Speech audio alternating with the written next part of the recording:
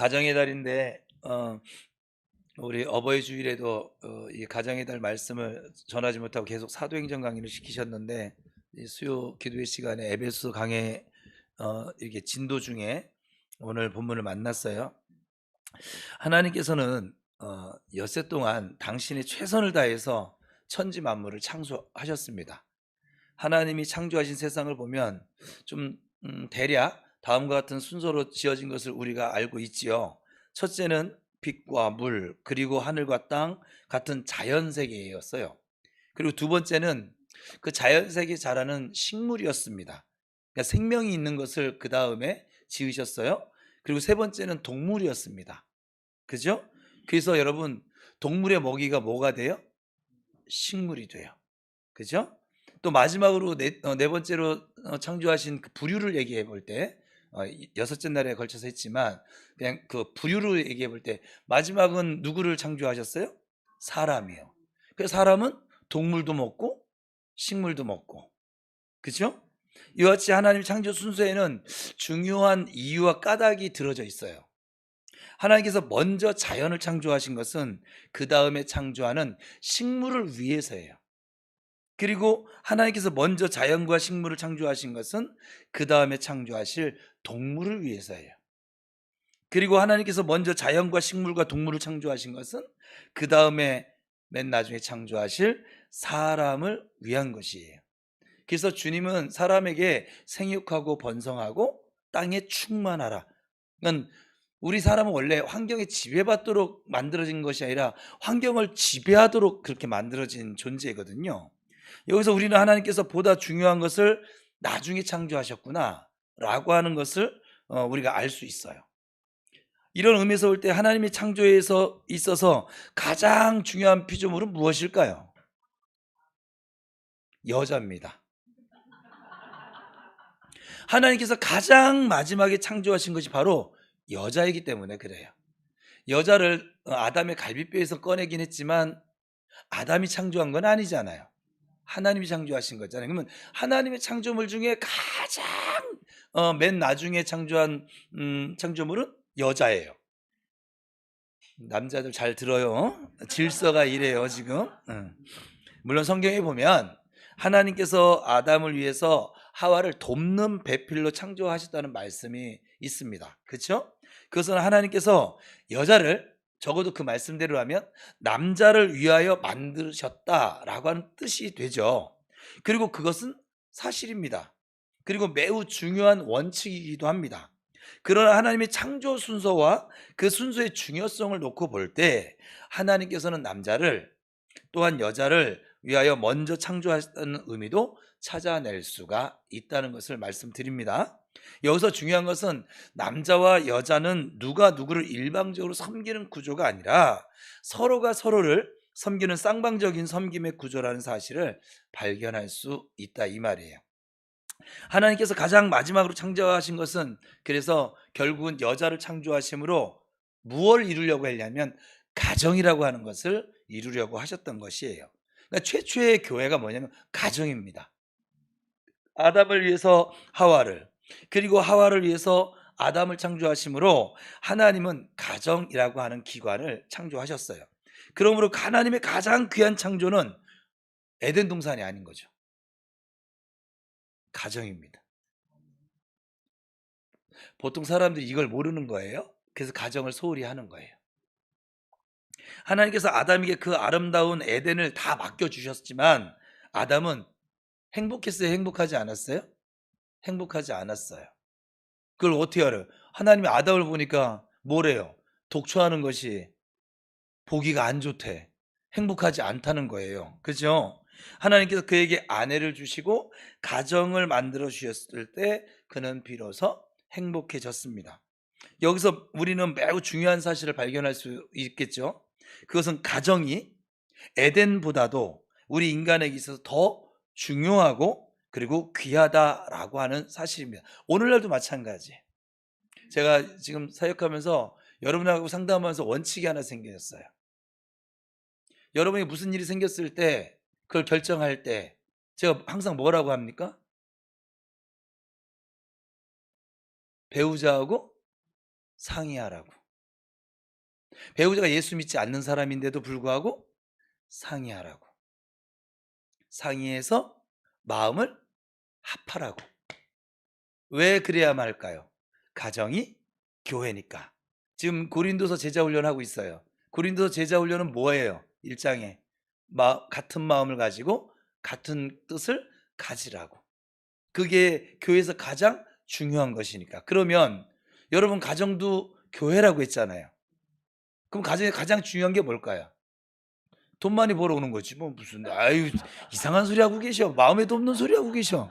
그리고 건강한 게 제일인 것이고, 돈, 건강, 또 그다음 뭘까요? 자녀들 출세하는 거, 네? 좋은 대학 들어가는 거, 그죠? 그리고 뭐 한 달에 한 번씩이라도 가족들하고 외식 아주 근사한 데 가서 뭐 저 여의도 요즘은 63 빌딩 아니지 롯데타워 가가지고 뭐 근사한 외식하는 거 뭐 이런 거 아니겠어요?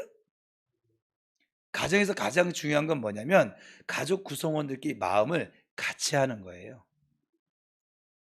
이거 지금 이 말을 꼭 기억하셔야 돼요.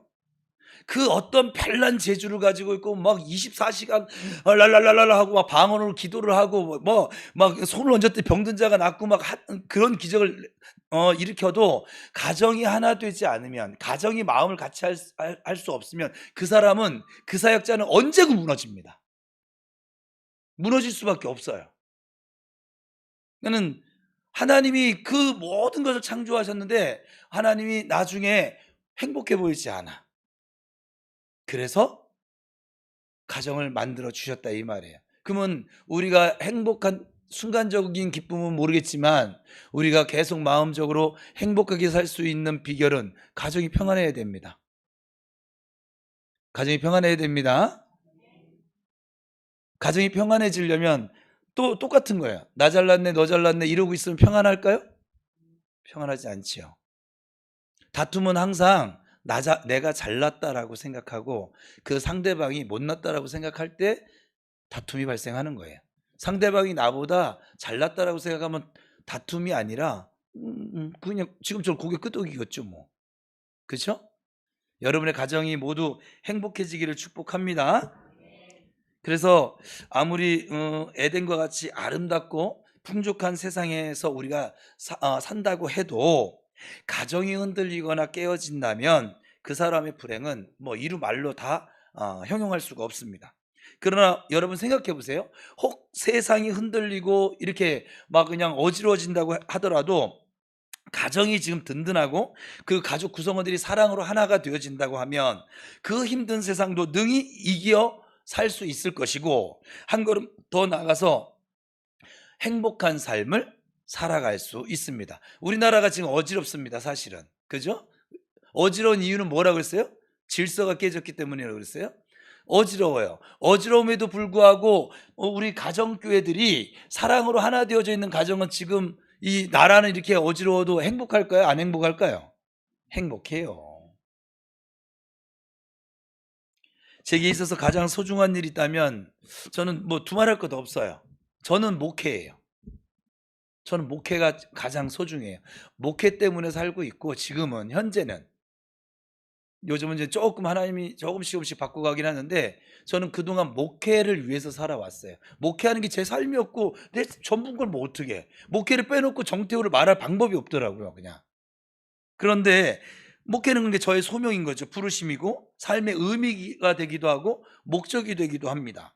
저는 목회 없는 삶을 뭐 해가 생각해 본 적이 별로 없어서 목회는 그만큼 제게 소중하고 아주 중요한 것이죠.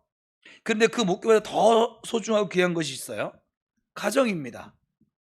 저는 결혼하고 얼마 지나지 않아서 신학을 하게 되어졌어요. 뭐 정확히 얘기하면 은하를 낳고 신학을 했죠. 첫 아이를 출산을 하고 나서 신학을 했습니다. 그래서 저에게는 신학을 졸업을 하고 지금까지 목회를 해온 횟수와 그리고 결혼을 해서 가정을 꾸미고 결혼 생활을 한 횟수가 거의 같습니다. 이제까지 살아오는 동안 가정에 어려움이 있었던 때가 있었고 목회에 어려움이 있었던 때가 있었거든요. 더 정확하게 말씀드리자면 목회에는 어려움이 있었으나 가정이 안정되고 가정이 사랑으로 하나가 되어졌던 때가 있었고, 목회는 안정이 되고 또 발전도 있었지만 가정이 안정되지 않아서 심각하게 흔들렸던 때도 있습니다. 결론부터 말씀드리자면 목회는 안정이 되었는데 가정이 흔들려졌을 때는 그 가정으로 인해서 안정되었던 목회도 결국은 제 소명도 다 흔들려 버렸어요. 그냥 오죽하면 목회 신학을 그만둬야겠다라고 하는 생각을 딱 유일하게 한번 했으니까.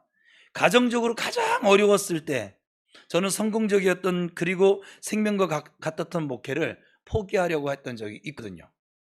가정이 흔들리니까 도저히 목회를 할 수가 없어요. 강대상에 설려는데 내가 스스로 사기꾼 같고 거짓말쟁이 같고, 그죠? 자기 가족도 하나 사랑하지 못하는데 가가지고 생판 모르는 생면부지의 다른 성도들을 사랑한다고 내가 여기서 설교를 하고 있으니 그게 될 법이나 한 일입니까? 어때요, 여러분은? 교회 와서 여러분 다른 성도들에게 축복합니다, 사랑합니다. 근데 집에 가서 남편한테 쌩 까고 자식한테 차갑게 얘기하고, 그거 이중인격자 아니겠어요, 그러면? 저는 그렇게는 못 살겠어요. 못 살겠어서 내가 지금 이런 마음이라면 난 목회를 그만두는 게 맞아 하고 신학교를 정말 그만둘 생각을 했거든요. 그건 뭐 여러분에게 새 가족들은 모르지만 얘기한 적이 있으니까. 하나님의 은혜로 다시 지금 다음 주에 제가 섬기러 가는 천수길 목사님, 그 목사님 통해서 하나님이 저를 다시 신대원에 다닐 수 있도록 그렇게 그 마음을 바꾸어 주신 하나님이시거든요. 그러니까는 그냥 목회가 송두리째 흔들렸어요. 그럼 목회가 뭐 제가 못했냐? 저 어디 가서 목회 못한다는 소리는 잘 못 들었던 것 같아요. 아버지 이거 자만 아니에요? 예. 가는 곳마다 제자들하고 또 성도들하고 관계가 그렇게 뭐 나빠진 게 한 번도 없는 것 같아요. 지금 생각해 보니까. 그러면 그렇게 잘 되었어도 가정이 흔들리니까 아무것도 할 수가 없더라고요, 그냥. 저의 솔직한 고백인 거예요, 이것은. 근데 그러나 목회는 좀 힘들어지고 어려워졌지만 가정이 안정이 되고 사랑으로 하나 되어졌을 때는 가정의 안정으로 인해서 힘든 목회를 잘 수습해 나가고 목회의 안정을 다시 되찾을 수 있더라고요. 여기서 우리는 제가 이 얘기를 왜 합니까? 가정이 얼마나 우리에게 소중하고 중요한 것인가를 발견할 수 있다는 것이에요. 영국엔 다음과 같은 법이 있대요. 왕이 될 수 있는 최소한의 나이와 결혼할 수 있는 최소한의 나이를 법으로 정해 놓았다고 하는데, 영국의 법은 왕이 될 수 있는 최소한의 나이를 18세로 정해 놨고요. 그러니까 18세가 넘어가면 왕이 될 수 있어요. 그런데 결혼을 할 수 있는 최소한의 나이를 20세로 정했대요. 그러니까는 결혼을 더 후회해야 되는 것이죠. 이와 같은 법을 통과시켜서 영국이 얼마나 결혼과 가정을 왕을 세우는 것보다 더 중하게 여겼는가를 알 수 있습니다.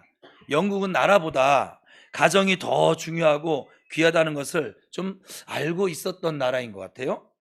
참으로 훌륭한 지혜였다고 저는 개인적으로 생각을 합니다. 또 러시아에는 다음과 같은 격언이 있다고 그래요.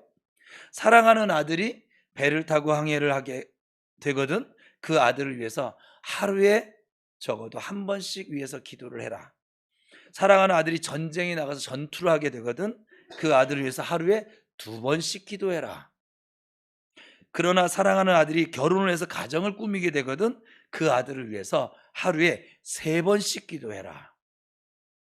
이와 같은 격언에서도 가정이 얼마나 중요한 곳인가를 우리가 좀 배울 수 있지요.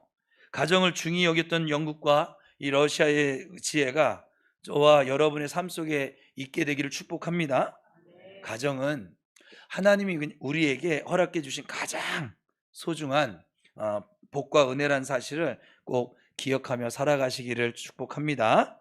가정을 지키고 가정을 복되게 하기 위해서 우리는 사실 최선을 다해야만 합니다. 사람들은 생각해 보니까 그런 거예요. 좋은 성적을 얻기 위해서 학교에서 최선을 다합니다.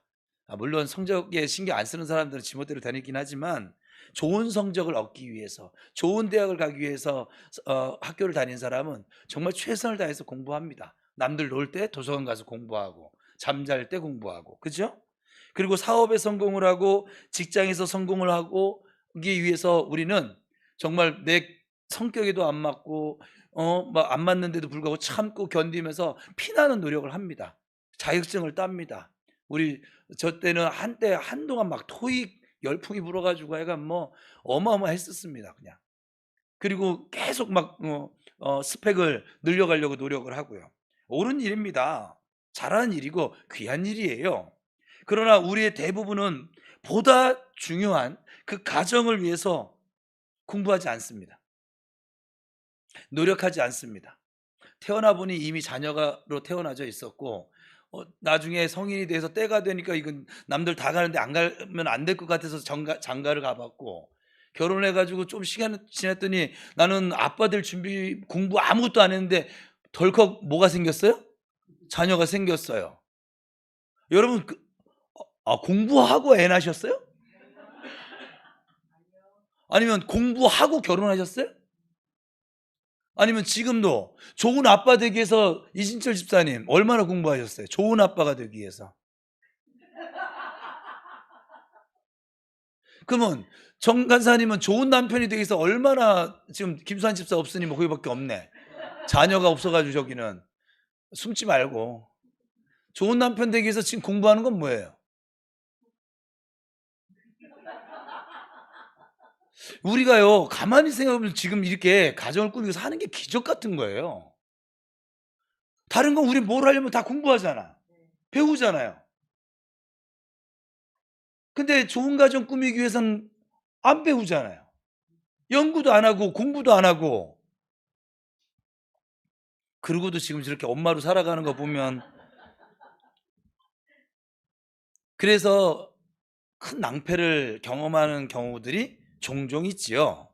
성적을 위해서 직장과 사업에서 성공하기 위해서 노력하는 그 이상의 노력을 우리 가정에 사실 쏟아야만 하거든요. 그래서 여러분 사실 가정은 서로 참아주는 노력, 또 서로 이해해 주려고 하는 노력, 받아주려고 하는 노력, 이 모든 노력과 헌신들이 없이 아름다운 가정을 저 백년 해로 흰머리 팥불이 검은 머리 팥불이 될 때까지 살아갈 방법이 사실은 쉽지 않습니다. 그렇게 노력을 해도 어떨 때는 배우자가 먼저 어떠한 불의의 사고로 하나님 먼저 이렇게 데려가는, 가서 혼자인 경우도 있는 것이고, 그러니 백년 해로 한다, 굉장히 큰 복인 거죠. 그죠? 우리 교회에서는 지금 임은경 우리 유장로님하고 임 권사님 부부가 가장 지금 오래된 부부 같아요. 연배로 볼 때 가장 복된 것이죠. 그것 자체만으로도. 그 두 분이 안 오셨네. 저는 오늘 이 시간 그래서 우리의 가정을 정말 사철의 봄바람이 부는 것 같은 가정을 만들기 위해서 우리에게 주신 몇 가지 중요한 하나님의 지혜가 뭐라고 그랬어요? 지혜 있는 삶이 주의 뜻이 무엇인가? 그래도 제자훈련에 정리해 줬더니 이제 대답을 하네. 안 그러면 또 그냥 이럴 건데. 예. 주의 뜻이 무엇인가 이해하는 삶이라고 했잖아요. 그 하나님의 지혜를 함께 나누려고 합니다. 첫 번째 믿음인 거예요. 복된 가정의 기초는 믿음입니다. 하나님을 주인으로 섬기고 그분의 말씀을 삶의 방식과 원칙으로 삼아서 그 말씀대로 순종하고 살려고 하는 믿음 없이 행복하고 복된 가정을 꾸밀 방법은 사실 없습니다. 왜냐하면 악한 영이 종로를 타면, 악한 영은 어떤 영인데요? 분열의 영이거든요. 다툼의 영이고요. 질투의 영이고. 그래서 그렇게 질투를 하나 봐요. 그러니까 아니 더 나가면 안 되지.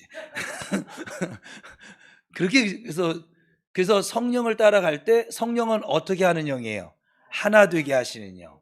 그래서 믿음 없이 복된 가정을 세워갈 방법이 사실은 없어요.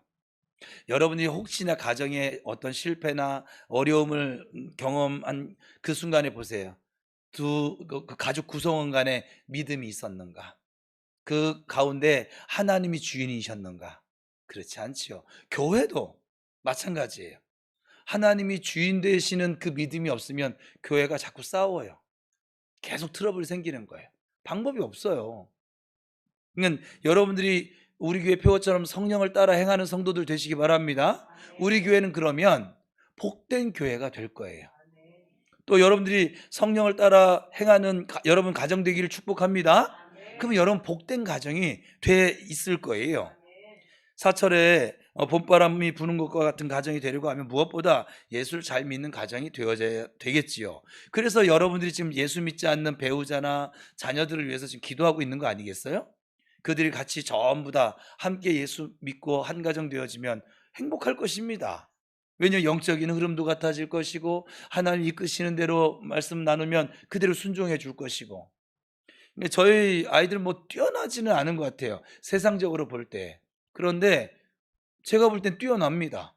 그냥 어떤 자녀들도 제가 부럽지가 않은 거 보니까 뛰어납니다. 우리 교회는 뭐 그렇게 뛰어난 교회 같지는 않아요. 뭐 규모도 요만하고. 근데 제 눈에는 아주 뛰어난 교회입니다. 그러니까 왜냐면 다른 교회 성도들하고 여러분하고 제가 저들이 부러워야지 여기가 좀 덜 행복할 건데 부럽지가 않거든요. 지금 여기 있는 성도들이 굉장히 저는 이들로 말미암아 행복해하고 있으니까. 왜냐하면 하나님을 주인으로 삼고 살아가려고 열심히도 무던히도 노력하고 있기 때문에 그렇습니다. 그래서 남편과 아내 그리고 부모와 자녀 모두가 예수를 잘 믿는다, 쉽지 않은 일이죠, 우리가 살아봤지만. 그러나 이보다 더 중요한 일이 없기 때문에 생명을 걸고 남편과 아내 그리고 부모와 자녀 온 식구가 예수만 섬기는 우리 가정이 되기를 위해서 힘쓰고 힘드셔도 노력하셔야 합니다. 그리고 기도하셔야 됩니다. 그리고 그것을 기필코 주님의 안에서 이루셔야만 합니다. 그것은 행복한 가정생활에 있어서 아주 필수입니다. 선택이 아니라. 우리의 가정이 믿음의 가정이 되기를 다시 한번 주님의 이름으로 축복합니다. 두 번째는 여러 번 얘기해요. 질서예요. 복되고 아름다운 가정이 되기 위해서 무엇보다 중요한 건 가정의 질서를 유지하는 거예요. 보세요, 이 나라가 질서를 잃으니까 백성들이 있기 힘들잖아요. 우왕좌왕하고. 교회에서 질서가 이뤄지면 교회 질서 잃은 교회는 그거 아세요? 쇠퇴해집니다. 무조건. 평화를 누릴 방법이 없습니다. 그럼 마찬가지죠. 여러분의 가정이 만약에 지금 행복하지 않다고 생각되어지는 분이 이 자리에 앉아 계시다고 하면 원인을 잘 생각해 보세요. 질서가 없어요. 저는 유교적인 입장이 아니라 그런 면이 있어서 우리 셋째는 아주 쥐저럴 때는 그렇게 밥상머리 교육을 내가 그렇게 크게 안 시켰는데 동생을 쥐잡듯이 밥상머리 교육을 시키거든요. 근데 제가 뭐냐면 매너예요. 매너 없는 사람을 결코 좋아하지는 않아요, 개인적으로는. 교인들은 다 열애예요, 사실은. 다 품어 그냥. 근데 우리 교회 밖에 다른 목사님들 만났을 때 매너가 없다, 그럼 더 이상 그분하고는 교제를 하지 않아요. 내 책임이 있는 영혼은 아니니까. 그럼 구가 책임져요. 여기는 나한테 책임이 주어졌으니까 내가 싫거나 좋거나 그냥 품는 것이고, 내 책임이 없는 사람까지 내가 굳이 품어야 될까요? 그죠? 근데 유교 사상이 아니라 매너가 없는 것. 그것은 우리 아이들이 저한테 야단을 맞았다면 다 그거예요. 그거. 지 엄마한테 해간 조금이라도 이렇게 신경 날카로워서 엄마한테 말을 했어? 맞아야죠. 저는 채찍을 듭니다. 네, 우리 은하가 지금 엄청나게 맞았었죠. 저 아이 정말 많이 맞았어요. 5살 때. 5살 때 매너 없다고. 지 엄마 하는 말에 말대꾸했다고. 이제 좀 그것도 그 성과를 담아서 말대답해서 막 집사람 내보내고, 그냥 쟤는 기억도 안 나요 지금. 우리 아이들이 저한테 야단 맞은 건 전부 다 뭐냐면 엄마 아빠에게 대들었을 때. 다른 집을 봤더니 우리 애들은 대든 것도 아니었어. 그냥 말투가 좀 그랬을 뿐이었었어. 그런데 저는 그걸 대든 거로 여기고, 그래서 회초리를 들었고, 제가 회초리를 들면 반은 죽어요 쟤들이. 그냥 약간 온몸에 멍들 때까지 저는 한번 작사를 내면 아주 작사를 내거든요. 다시는 엄두를 못 내도록. 요 셋째도 안 맞다가 거짓말 한 번 했다가 되게 또 맞아가지고 막 그랬었죠. 어쨌거나 이렇게 이렇게 질서를 지키지 않는 것에 근데 교회 왔더니 질서가 너무 없는 교회들이 있는 거죠. 막 이거 위아래도 없고 다 반말 찍찍거리고 전부 다 막 그러더라고요. 여러분들보다 연배가 높은 사람한테 반말하지 마요. 자, 좀 말 나온 김에 할게요. 그냥 왜 반말합니까? 예? 어른한테 왜 반말을 할까요? 우리 교회는 없어요. 저 옆에 여기 경인교회는 그렇게 반말하더라고요. 제가 지나가면서 듣다 보니까. 어른에게 저도 요즘은 조금 우리 청년들한테는 정말 자식 세대라서 내가 그냥 이름을 불러가면서 이렇게 하긴 한데 저 그전에 청년 사역할 때도 청년들한테 다 존대했었어요. 지금도 밖에 나가면 다 존대해요, 저는. 저보다 나이 어린 목사님한테도 존대를 하고 다 존대합니다, 그냥. 뭐 존대하는데 돈 드는 것도 아니고. 근데 제가 처음 우리 교회 왔더니 어우, 저 70 다 된 목사님한테 이제 50대 50대가 아니고 40대 막 초반이 다 반말을 하고 막 그러는데 막 어우 정신 그분들하고 지금도 안 친해요. 근데 그분은 지금도 반말을 해요. 다 반말이에요, 그냥. 거기한테 존대가 없어. 네, 그래서 교회 가서 저 분은 어떡할까? 목사님들한테도 아버님 같은 목사님들한테도 저렇게 반말을 하니 교회 가서 웬만한 성도들한테 다 반말할 거 아니겠어요? 이 그래도요. 나이 어린 스승은 나이 많은 제자에게 존대하는 겁니다. 그죠? 우리 한국 사회가 그래요. 여러분 반말하는 것보다 존대하는 게 훨씬 저는 이제 이게 습관이 돼서 그런가 인제 이게 편한데 반말하는 게 편하세요? "너 누나한테 왜 반말해?"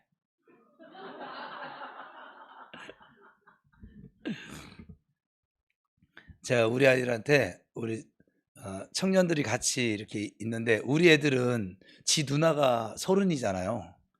30살 밑으로는 다 누나 형이에요. 밖에 나가면 선생님 뻘이거든요. 그죠? 이모 뻘이거나 뭐 애가 이렇게 될 건데 제가 하도 애를 46에 낳았으니까 막내가. 그 얘가 무서움을 몰라요. 막 4학년인데 막 5학년, 6학년 때도 그냥 막 해요 그냥 막. 왜냐면 맨날 집에서 183cm 큰 형아에 175cm 다 이런 사람들 상대하다 가서 아무리 커봤자 좀만하니까. 그래서 어느 날 한 날 교회에서 전부 다 그렇게 "정은열 선생님이야 너한테. 네가 누나라고 부르긴 하지만 지 누나 때문에 뭐 그렇게 되어지면 선생님이야." 저는 싫거든요 그게. 여러분보다 연배가 많으신 분들에게는 언니 대우하고 형 대우하고 그거 기본 질서도 안 지키면서 보이지 않는 하나님 어떻게 섬기실래요? 여러분 하나님께도 이 연배 많으신 어르신한테 반말하고 싶거든 하나님께도 반말해요 그냥. "아버지 이거 줘." 어? 그렇게 할 수 있으면 반말하라고. 이렇게 얘기하니까 뭐 확 오죠? 보이지 않는 하나님한테 어떻게 잘 어떻게 매너 있게 나아가실래요? 그쵸? 좀 기본적인 좀 매너는 좀 지켰으면 좋겠어요 저는. 저는 그래요. 저는. 아니 뭐 한두 살 차이 나고 그러면 형제처럼 이렇게 지내도 되고 또 우리 어르신들이 그래 70 넘어가면 다 친구래요. 70 넘어가면 또 나이를 세 그럼 70 넘어가신 분들 다 친구처럼 지내세요. 70 안 되신 분들은 좀 그러지 말라고. 그지 말아 주세요. 부탁드립니다. 그래서 질서인데 가정의 질서를 잘 유지하기 위해서 가장 중요한 것은 하나님이 세워 놓으신 권위에 순종하는 거예요.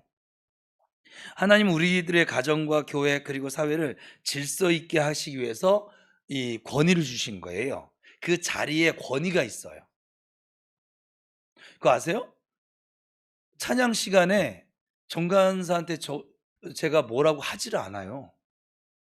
요즘은 오늘 뭐 아까 뭐 한마디 난 저 친구한테 뭐라고 요즘 뭘 하지 않아요. 나도 건의하는 것뿐이에요 그냥. 어르신들이 많아졌으니까 찬송가를 좀 넣었으면 좋겠어. 그랬더니 뭐 복잡해요. 뭐가 복잡한지 모르겠네.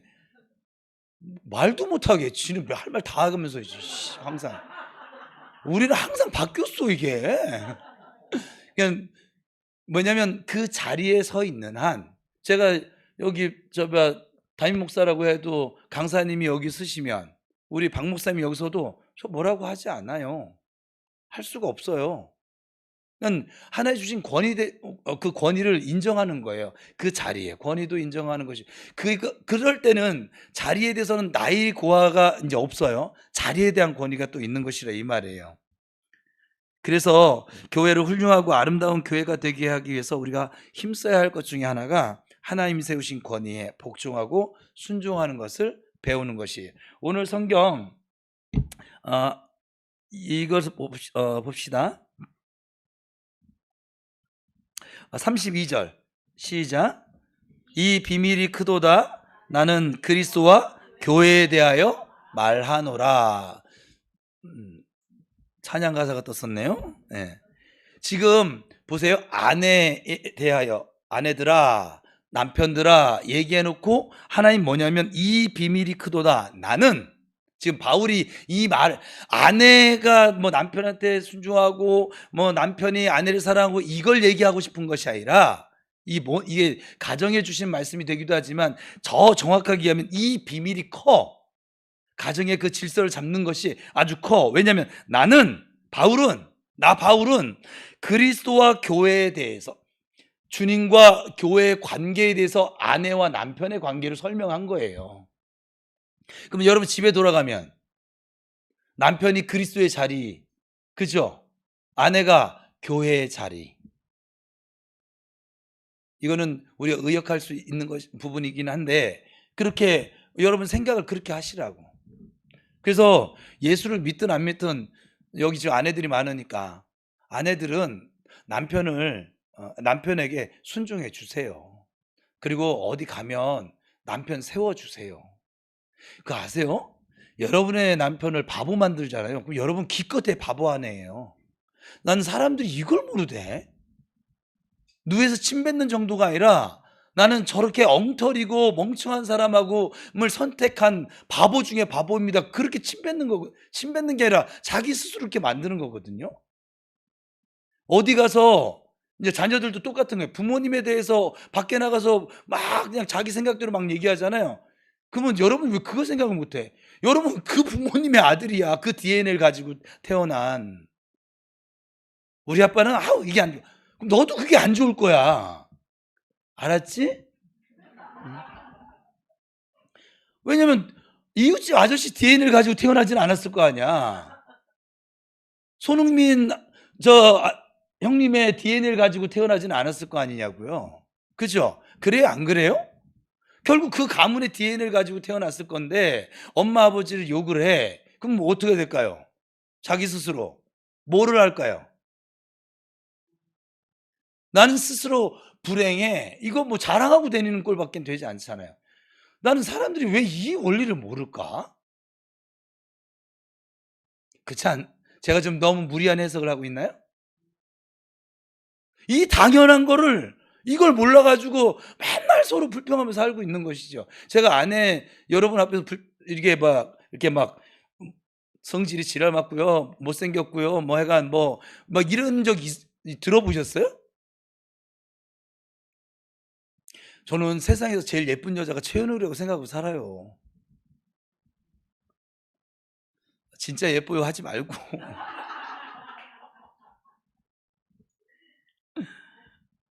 그래서 여러분 복종하고 순종하는 것을 좀 배우세요. 그걸 교회에서 제가 우리 박은숙 집사님 이 자리에 계시는데 남편 대하는 게 내가 옆에서 보는데 도저히 안 되길래 제가 이렇게까지 얘기해 줬어요. 이해를 못하고 있길래 제가 돌려서 치고 막 돌아가서 말하고 이렇게 해서 말하고 이렇게 해서 말하고 하는데 못 알아먹어요. 그래서 대놓고 얘기했어요.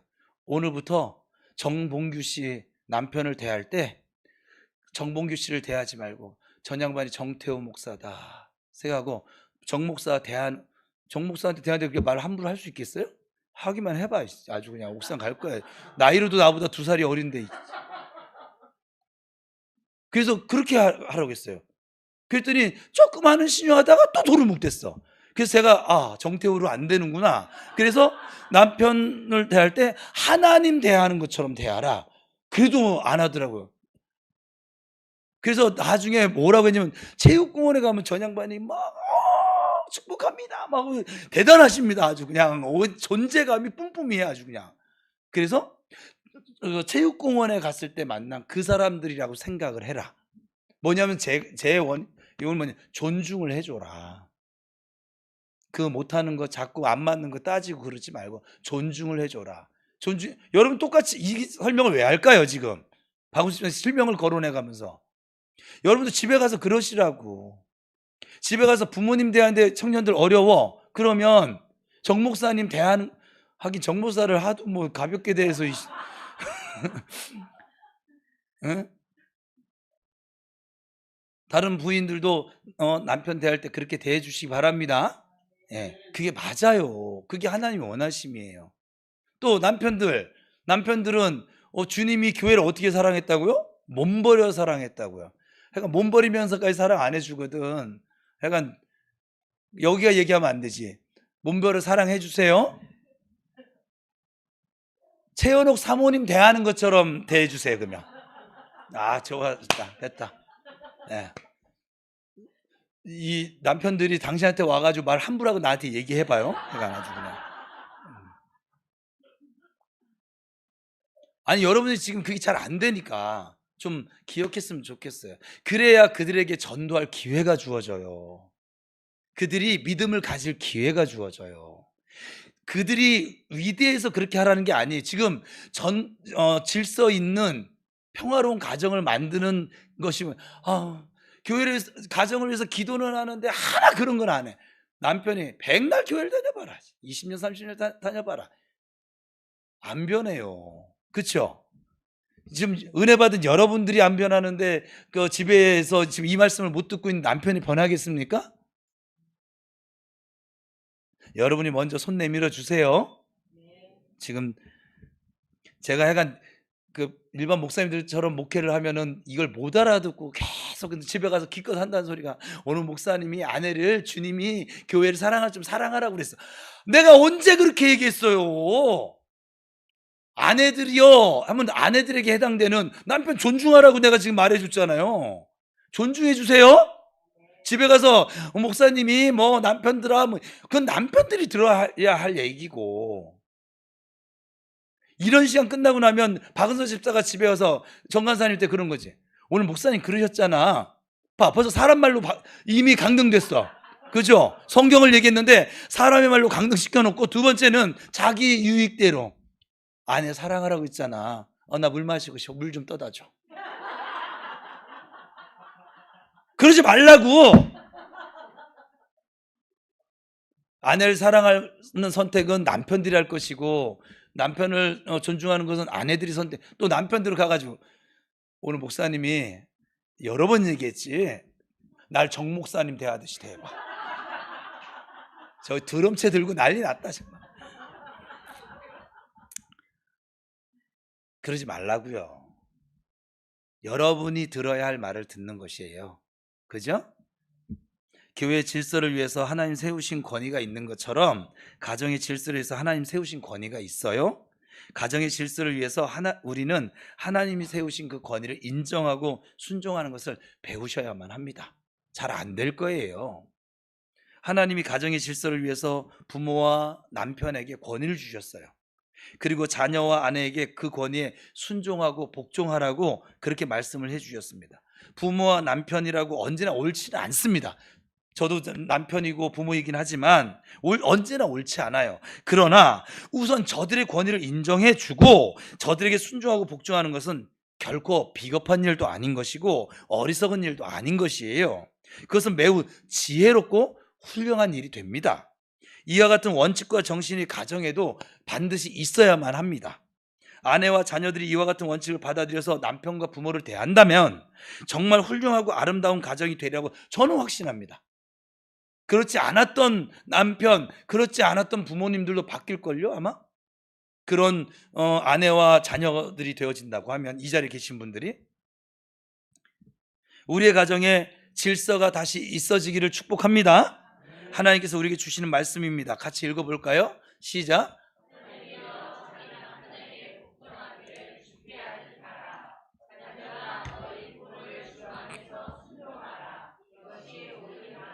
꼭 이 주님의 말씀을 기억하시기 바랍니다. 세 번째는 사랑이에요.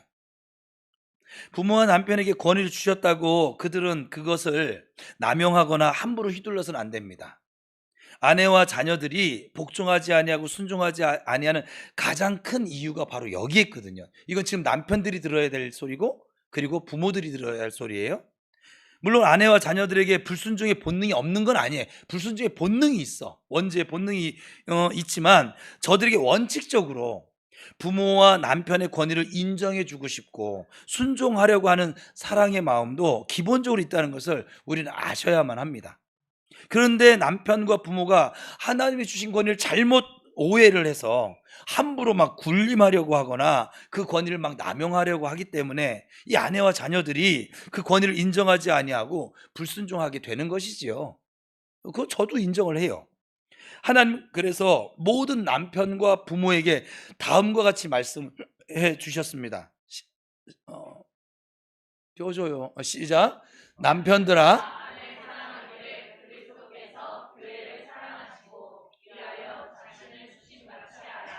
또 아비들아, 너희 자녀를 노엽게 하지 말고 오직 주의 교양과 훈계로 양육하라. 그러면은 좀 권위에 있는 사람에게 필요한 소양은 사랑이에요. 그리고 권위 아래에 있는 사람에게 필요한 소양은 순종과 복종이에요. 그럴 때 행복해져요. 저는 여러분들이 행복한 가정을 만들어 가시기를 축복합니다. 부모와 남편은 아내와 자녀를 사랑하셔야만 합니다. 사랑은 군림하는 것이 아니죠. 무시하는 것도 아니에요. 사랑은 무례하지 않는 것이라고 성경은 우리에게 말씀해 주고 있습니다. 아내와 자녀의 인격을 존중해 주셔야만 합니다. 우리의 가정에 사랑의 수고가 넘치게 되기를 축복합니다. 마지막에 이제 떠남이에요. 이것은 많이 설교를 안 들으셨을 것인데 오늘 본문 에베소 5장 31절 시작.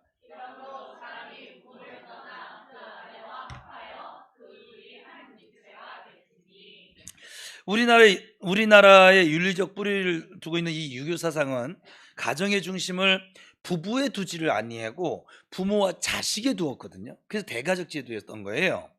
그런데 성경은 그래서 밥상머리 교육이 중요한 게 아니에요. 예? 성경은 가정의 중심을 부부에 두고 있습니다. 여러분 꼭 기억하셔야 돼요. 그래서 하나님은 부부에 두고 있다고요. 부모를 떠나 그 아내와 합하여 라고 말씀을 하고 있는 것이죠. 그것은 부모를 무시하라는 말씀이 아니에요. 부모를 무시하고 아내만 사랑하라는 것이 어떻게 하나님의 가르치심일 수가 있겠어요. 그러나 자식이 장성을 해서 결혼을 하게 되어지면 부모를 반드시 떠나야만 합니다. 우리 대한민국 이걸 잘 못해요. 70 먹을 때까지 자식 뒷바라지 하더라고. 나는 자식 키우냐고 일평생을 고생을 했는데 이제 좀 나이도 먹고 겉사람도 후배에서 쉴만할 때 뭘 봐야 돼 또? 손주를 봐야 돼. 그 손주는 딸이 키워야 된다고요. 아들이 키워야 되고요. 난 지금 대놓고 얘기하는 거야. 최현옥 사모한테 맡길 생각을 하지 마세요. 안 봐줘. 아니 목사님들도 이 설교를 하면서 맨날 그 사모님들이 다 할머니가 돼 있어요. 어느 날 가끔가다 이렇게 만나 보면 왜 그런가 했더니 손주 돌보냐고 그냥 교회 사역도 못 하고. 그러면 우리의 어머니들은 여러분 생각해봐요. 우리 어머니들은 젊어서부터 늙어 죽을 때까지 계속 애만 돌보다 가셔야 될까요? 청년들, 여러분들이 주어진 아기는 여러분의 몫입니다. 여러분의 어머님 몫이 아니에요. 우리 한국 사람들은 외국에는 없는 문화예요. 이게 가끔가다 놀러 와서 같이 이렇게 예뻐해주고 그것이 할머니 할아버지의 역할이지 할머니 할아버지가 키우는 게 아니거든요. 근데 지금 우리나라는 다 할머니 할아버지 내지는 어린이집이 키우죠. 아이를 그 부모가 키우지 않죠. 그래서 애들이 자꾸 치받아요. 자꾸 이기적인 거예요. 뭐 방법이 없어요.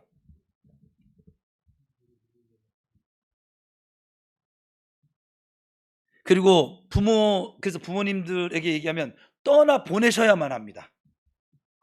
말로 다 할 수 없는 사랑으로 키운 자녀가 어느 날 갑자기 이성을 만났어요. 그 이성을 사랑하게 돼서 부모님을 가끔가다 잊어버리게 될 때도 있어요. 어느 부모가 섭섭하지 않을까요? 뭐 전들 뭐 섭섭하지 않겠습니까? 근데 정말 사랑한다고 하면 우리 자녀들 놓아 주셔야 돼요. 떠나게 해야만 합니다. 마음껏 자기가 사랑하는 아내, 자기가 사랑하는 남편을 사랑할 수 있도록 인정해 주고 축복해 주셔야 합니다. 저는 제 아이에게 네가 사랑하는 여자를 인정해 주마. 그리고 축복해 주마. 그리고 내 며느리로 내가 사랑해 줄게. 저는 우리 아이들이 아빠 이 사람을 너무 사랑해요. 결혼 허락해 주세요. 저는 허락 안 할 이유가 없어요. 그 대신 분명한 얘기해 주죠. 나는 아비이자 목사이니까 예수 안 믿는 여자를 데리고 왔어. 그러면 제가 뭐라고 할까요? 그래, 네 몫이야. 예수 믿지 않는 사람과 같이 멍해를 지금 여러 번 교육하니까 예수를 믿지 않는 사람과 멍해를 같이 해? 그러면 그로 인해 발생되어지는 고생하는 모든 여정은 불평하지 말고 원망하지 말고 살 자신 있어? 물어볼 것이고 그렇게 살게요. 예, 뭐야 여기 절간입니까? 뭐 이렇게 합장을 하고 가십니까? 참 우리 교회 재밌는 교회예요, 그죠? 같이 믿지 않는 자와 멍에를 같이 한 그것의 몫에 대해서는 네가 책임지고 살아. 선교사 심정으로 살든지 아니면 뭐 하여간 전 그렇게 하고 허락해 줄 거예요. 아들도 들었죠? 저는 여러분들이 사랑하는 그 여인을 무시할 마음이 없어요. 내 아들이 사랑하는 사람이야. 내 딸이 좀 사랑하는 남자고 그건 반대 안 해요. 교회 다 여자친구를 데려와서 내가 맨날 카드 주잖아. 그죠? 자기 뭐야 그리고 내 애비 생일 새까맣게 잊어버리고 넘어가는 놈이 우리 아이들은 없어요. 우리 애들은 정말 저희 부부의 결혼기념일, 제 생일, 엄마 생일 다 챙깁니다. 정말 제가 이게 어려서부터 이 교육을 시켜놔서 그런지 또 애들이 또 하나님 은혜인 것 같아요. 그래서 애들이 곁길로 지금 많이 안 가 보이죠? 예. 근데 보통 보면 애비 생일 새까맣게 잊어버리고 넘어가는 놈이 저는 TV에 나온 그 팬클럽 한심스럽게 보긴 하는데 저의 기준은 그래요. 그렇다고 그들에게 뭐라고 하지는 않아요. 제 생각이 그렇다는 거예요. 아니 임영웅 생일이 뭐가 그렇게 중요할까 도대체? 예? 아이돌은 요즘 누구예요? 약간 있다고 쳐요. 뭐가 그렇게 중요할까? 자기 아버지 생일도 기억 못하고 지 어머니 생일도 기억 못. 그들이 지 코를 한번 닦아줘 봤겠어? 기저귀를 한번 갈아줘 봤겠어? 그렇지 않아요? 저는 그게 너무 이해가 안 돼요, 사실은. 그냥 야, 요즘은 부모님 세대는 임영웅이래요. 그 정성 가지고 자녀를 돌봤더라면 참 가장 행복해졌었겠다. 자녀들이 행복하게 자랄 수 있었겠다. 그 아쉬움이 좀 남고 제 부모된 입장으로 또 그런 자녀들을 보면 아이고 그 정성으로 네 엄마에게 그 팬에게 연예인에게 하는 거에 10분지 1만 했더라도 니네 엄마는 감동의 눈물을 그냥 바가지로 흘리실 텐데 너무 아쉬움이 좀 커요. 바로 옆에 있는 사람 소중히 여기지 못하면서 먼 거 그냥 전혀 알아주지도 않는 거기에 동경하면서 그렇게 시간과 돈과 모든 정열을 낭비하는 것이 좀 안타깝긴 해요. 여러분들은 좀 그러지 않았으면 좋겠어요. 연예인들 미워하라 그게 아니에요. 그냥 보면서 좋아하세요. 그냥 뭐 이렇게 쫓아다닙니까? 예수님이나 전도는 한 번도 하지도 않으면서 그리고 말로는 예수님 사랑한대. 언제 예수님 사랑했어? 이명웅 사랑했지. 자기들이 사귀는 여자친구 막 생일 잊지 않고 막 장미 막 다발로 보낼 때 막 배신감 뭐 느껴지지 않는 거 아니죠. 그럼에도 불구하고 저는 앞으로도 계속 인정할 거예요. 아이들이 사랑할 때 사랑해야죠. 저는 또 우리 애들이 연애를 못하면 그게 속상해요. 얼마나 등신 같으면 그래 여자를 하나 못 만나고 남자를 하나 못 만날까? 저는 연애를 잘했기 때문에 그런가 봐요. 약간 좀 잘 사겨. 사귀다가 또 헤어질 때도 있는 것이고 또 만나면 될 것이고 뭐 기도하면서 만나 뭐. 애비 생일을 잊어버린 것은 책망하고 꾸짖어야 뭐 할 테지만 아이가 제 여자친구에게 막 꽃을 보내고 막 그런 것은 저는 시샘하지 않으려고 작정을 했어요. 여기 계신 부모님 세대 부탁드립니다. 시샘하지 마요. 여러분들도 그 나이 때 다 남자친구 가서 지금 결혼해가지고 약간 뭐 어르신들 고백이면 뭐 약간 뭐 거사를 치러가지고 뭐 아기가 생겨서 결혼했다. 그래도 어쨌거나 따라간 거 아니야. 뭐 이게 뭐 다른 일이 아니면 그렇잖아요. 이 아이들이 청년 때 다른 이성을 사랑하는 게 지극히 당연스러고 좋은 것입니다. 인정해 줍시다. 부모님 세대만 대답하세요. 인정해 줍시다. 떠나 보냅시다. 그래서 모든 부모는 자식을 떠나 보낼 줄 아셔야만 합니다. 마음껏 자기 아내와 자식을 사랑할 수 있도록 한 걸음 좀 뒤로 물러설 줄 아셔야만 합니다. 오늘날 많은 가정이 제가 볼 땐 그래요. 한국교회 가정은 떠나 보내는 것을 정말 못해요. 그 마음 때문에 그래서 시월드가 나온 거예요. 그걸 떠나보내지 못해서. 우리 집 며느리들은 괜찮아. 시월드 없을 거야. 시월드 있으면 아빠가 막아줄 거야. 시월드 없어. 마음 놓고 데리고 와. 예수 믿으면 제일 좋고. 아빠의 전제 조건은 목사로서 여러분 청년들한테도 전제 조건, 예수 믿는 논팽이들을 만나세요. 예수 믿는 약간 아리따운 아가씨를 좀 만나세요. 꼭 그러시기 바랍니다. 아멘 소리 벌써 줄었는데요. 하나님이 오늘 우리에게 주신 말씀을 좀 귀를 기울입시다. 우리의 생각과 관습에는 아직 이게 잘 맞지 않는 소리를 제가 한 것일 수도 있어요. 우리 한국 문화에. 그러나 우리의 생각과 관습이 중요한 것이 아니라 하나님의 말씀이 우리에게 중요합니다. 제가 분명히 있어요. 부평 우리 교회는 말씀대로 예수를 믿을 거라고. 말씀대로 떠나보내는 것을 잘하는 우리의 부모, 우리 가정들이 될 수 있기를 축복합니다. 하나님은 오늘 우리에게 사람이 부모를 떠나 그 아내와 합하여 그 둘이 한 육체가 될지라, 오히려 우리 부모 곁을 떠나서 그들이 하나가 될 수 있기를 위해서 축복해 주셔야 합니다. 여러분, 가정은 하나님께서 우리에게 허락해 주신 최고의 축복입니다. 가정을 귀히 여기실 수 있기를 바랍니다. 그리고 하나님이 축복으로 주신 이 소중한 가정을 정말 사철의 봄바람이 부는 가정으로 만들기 위해서 최선을 다하셔서 기도하고 노력도 하고 할 수만 있으면 공부도 좀 하고, 그래서 여러분이 되실 수가 있기를 축복합니다. 믿음과 순종과 사랑 그리고 떠남에 대한 이 하나님의 말씀을 오늘 마음에 깊이 새기시고 그 교훈을 따라 살아가심으로 하나님 우리에게 허락해 주신 가정을 세상에서 가장 아름답고 행복한 가정으로 만들어 나가시는 저와 여러분 다 되실 수 있기를 축원합니다.